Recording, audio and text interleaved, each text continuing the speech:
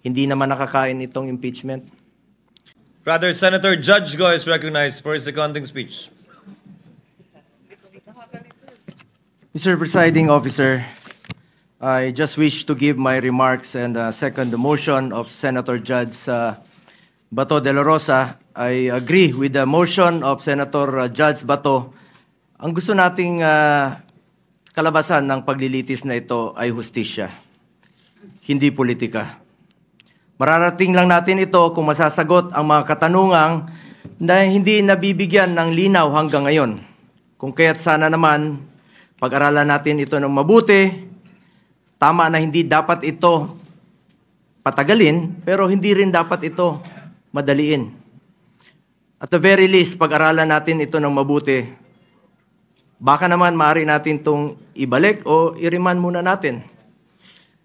Tama naman po ang accountability. Huwag lang pong politikahin.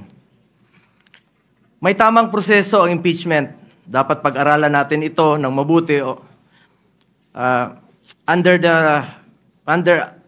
Article 11, Section 3 of the 1987 Constitution, a verified complaint for impeachment may be filed by any member of the House of Representatives or by any citizen upon a resolution or endorsement by any member thereof, which shall be included in the order of business within 10 days and referred to the proper committee within 3 session days thereafter. On December 2, 2024, the first impeachment complaint endorsed by members of the House of Representatives was filed before the Secretary General of the lower house. Second and third impeachment complaints were filed in the succeeding days, duly endorsed by members of the House. Under Section 3 of the House Rules of Procedure in Impeachment Proceedings, a verified complaint for impeachment shall be filed with the Office of the Secretary General and immediately referred to the Speaker. Despite this rule, Mr. Presiding Officer, the 3 impeachment complaints filed were never referred to the Office of the Speaker. Instead, a 4th verified impeachment complaint signed by more than 200 congressmen, which now constitutes the articles of impeachment, was transmitted to the Senate. This brings into question the legality of such move when the Constitution provides that no impeachment proceeding shall be initiated against the same official more than once within a period of 1 year. Para sa ordinaryong mamamayan, at lalo na sa aming mga binigyan ng tungkulin na maging senator judge sa paglilitis na ito, this opens up a lot of questions. At ang iniiwasan natin ay yung magpapasya tayo sa isang bagay na makakaapekto sa buhay ng bawat Pilipino. Makakaapekto sa trabaho natin na makatulong sa tao. Tapos hindi naman pala dumaan sa tamang proseso. Yes, we are senator judges tasked to decide on this matter, and we took an oath to be impartial. But this matter, whether it went through the right process or not, should be first decided upon and settled with no question prior to that. We are all for accountability.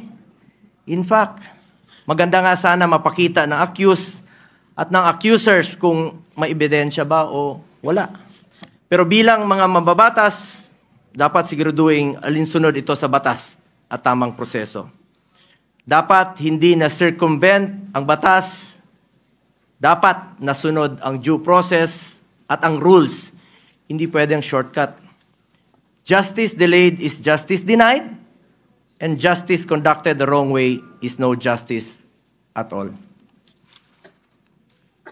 Anong nangyari sa 3 naunang impeachment complaints? Bakit hindi ito agad na-refer sa Speaker's Office? Bakit hindi ito isinama sa order of business within 10 session days? At bakit hindi ito inirefer sa tamang komite within 3 session days after its inclusion in the order of business as mandated by our Constitution? Tila dinribo lang ito at hindi pinaandar ang shot clock. Parang hindi po ma-technical sa oras. Sa basketball nga, hindi pwedeng puro dribble lang. May shot clock po yan at may oras na dapat mong obserbahan. Pangalawang issue na dapat bigyang linaw ay kung maaari bang tumawid ang impeachment case sa 20th Congress.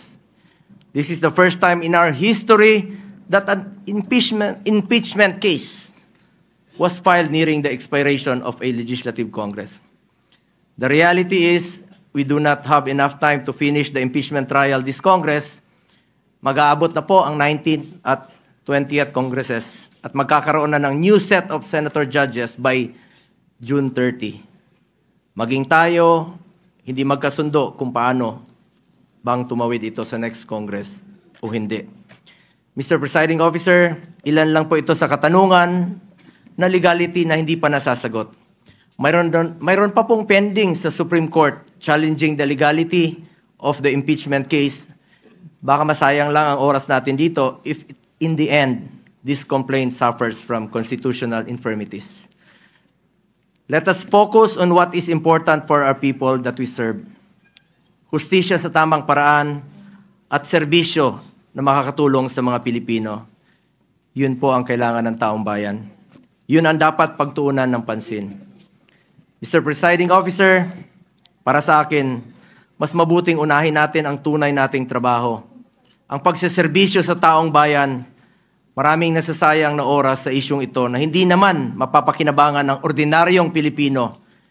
This issue has already been too divisive. Ilang buwan na po. Mag-focus sana tayo sa pangunahing mandato ng lehislatura. Ang gumawa ng mga batas at magsulong sa mga programa na tunay na tutugon sa mga pangangailangan ng ating mga kababayan, lalong-lalo na po yung mga mahirap at walang ibang malalapitan kundi ang gobyerno. Marami pa pong mga pending bills pa po hanggang ngayon na hindi pa natin natatapos with one working day na lang po. Baka hindi pa po may papasa. At ito po'y mapapakinabangan ng mga kababayan natin. Dapat yan po ang ating unahin. As raised by some of our colleagues yesterday, that in as far as the impeachment case is concerned, based on the results of the recent midterm elections, I believe the Filipino people have decided at ang kanilang desisyon, mas gusto po nilang tutukan natin ang trabaho at serbisyo. Tama na, tigilan na natin ang pamumulitika. 3 taon na lang po, matatapos na ang termino ng Vice Presidente. Election na naman, at antayin nyo lang sana. Ang importante sa ating mga kababayan ay may pagkain sa kanilang hapagkainan.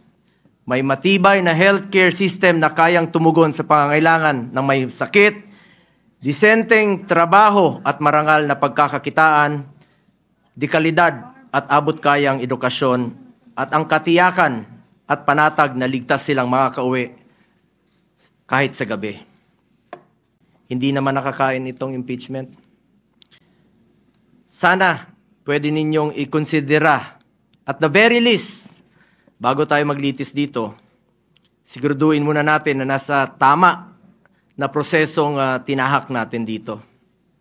At the very least nga, sabi ko, marahil pwedeng ibalik o i-remand muna na ito sa pinagmulan sa House of Representatives dahil marami pang ang katanungan ang legally hindi nasasagot. Mas mabuting siguraduhin natin na sumunod sa proseso ang anumang kaso na ating diringgin para hindi masayang ang ating oras.